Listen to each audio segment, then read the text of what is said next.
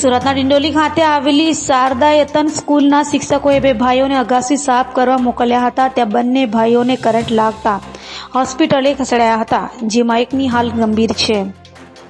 ડિંડોલી વિસ્તારમાં માનસી રેસીડેન્સીમાં પરમેશ્વર યાદવ પરિવાર સાથે રહે છે.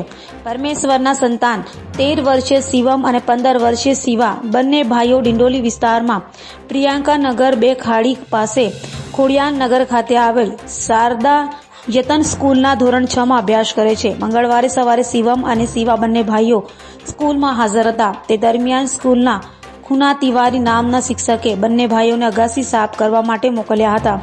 જેથી બંને ભાઈઓ અગાસી સાફ કરી રહ્યા હતા ત્યારે શિવાએ પતંગની દોરી પકડીને તેને ખેંચવા જતા તેને વીજ કરંટ લાગ્યો હતો, જેથી બંનેને હોસ્પિટલે ખસેડ્યા હતા, જ્યાં એક ભાઈની હાલત ગંભીર હોવાનું જાણવા મળ્યું છે.